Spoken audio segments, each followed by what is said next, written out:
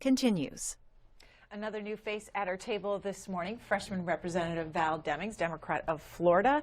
You were Orlando's first female police chief. You served in law enforcement for 25 years. Why did you decide to run for Congress? Well, I actually served in law enforcement for 27 years. And before that, I was a social worker in my hometown in Jacksonville working with foster care children. And I've been in public service pretty much all of my adult life. And I was actually recruited to run for Congress. Took me a while to make the decision to run. But it's all about serving people. I think we're going through a tough time in our nation, and what a great time to be in Congress helping to work out some of the biggest challenges that we're facing. What do you think is the greatest challenges in the law enforcement community? Well, you know, it's a job, as I've said, that I did for 27 years, a lot of years. Had the opportunity to start out as a patrol officer, riding on the streets of Orlando, worked my way up through the ranks to become the chief of police. I've seen, Greta, the effects of good government, and I've seen the effects of bad government. When I was appointed chief of police, crime was at an all-time high in Orlando. And I do believe sometimes tough times gives us the greatest opportunity to serve. And we were able to reduce our violent crime rate by 40%. I think keeping our nation safe, from protecting our shores, but down to neighborhood safety, has to be our #1 concern. Because regardless of where people live, the color of their skin, or how much money they have in the bank, they deserve to live in a safe and secure nation and a safe and secure community. The president has acted on crime as well. He says that his executive orders that he recently signed will help to crack down on crime in this country. I want to show you and our viewers what he had to say and get your reaction. First, I'm directing Department of Justice and Homeland Security to undertake all necessary and lawful action to break the back of the criminal cartels that have spread across our nation and are destroying the blood of our youth and other people, many other people. Secondly, I'm directing Department of Justice to form a task force on reducing violent crime in America. And thirdly, I'm directing the Department of Justice to implement a plan to stop crime and crimes of violence against law enforcement officers. It's a shame what's been happening to our great, truly law enforcement officers. That's going to stop as of today.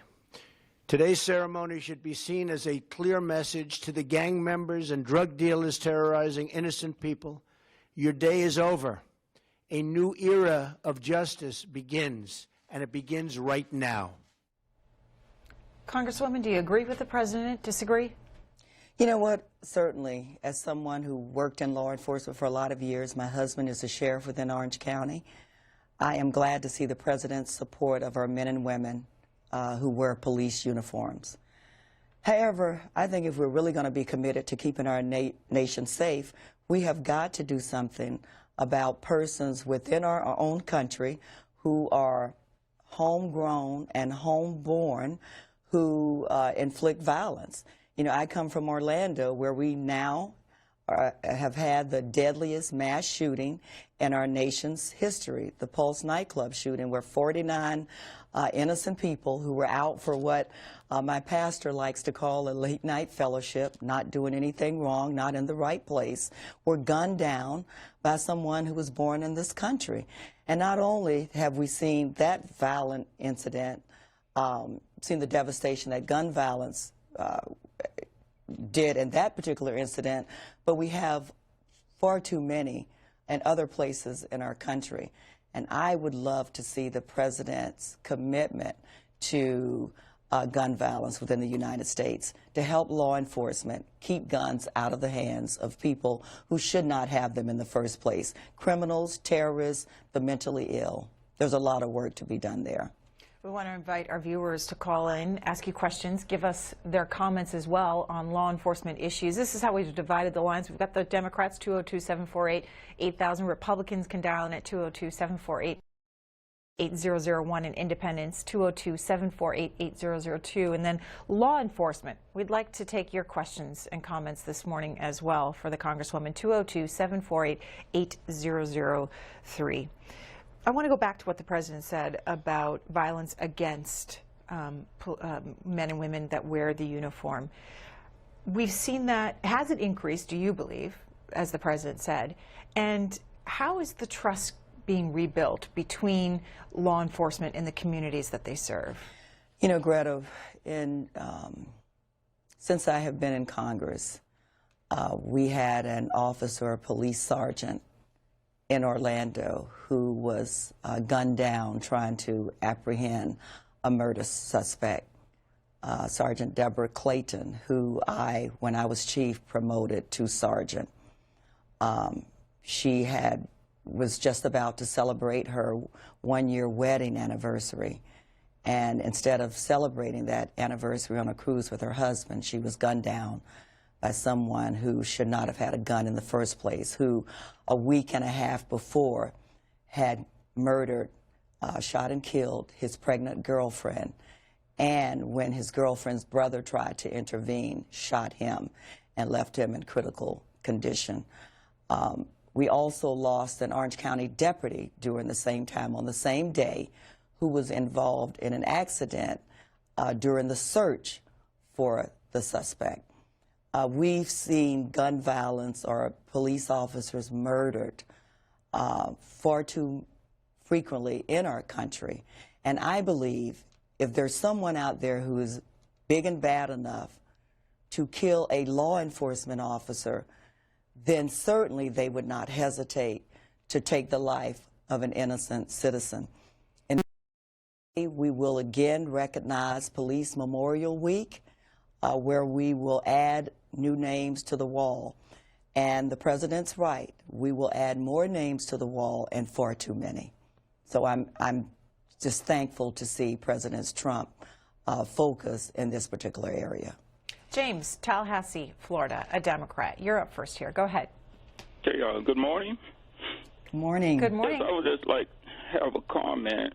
And so now I come out of the military myself. I was a drug addict. And I know for a fact that the pipeline of drugs that's going through the inner cities are allowed to flow there freely. And I was wondering what can be done to stop that pipeline of drugs from flowing into communities in this way. Because it seems to me as though we're like basically plucking leaves off of a tree and filling up private prisons, when the real problem are the people who are playing this poison in the communities in the first place. Well, I thank you so much for that question, and you're absolutely right. And I'm sure you've heard that trying to keep drugs out of the country is one of the President's priorities. But I have seen the devastation that drugs do, particularly in poor communities, minority communities, communities at risk. And it is something that law enforcement has as a top priority, because usually where there are drugs, as I'm sure you know, there's also violence. The two go hand in hand. And police departments all over this nation are vigilant to make sure that they keep drugs out of those communities. So thank you so much for your call. Brandon, Athens, Georgia, Republican.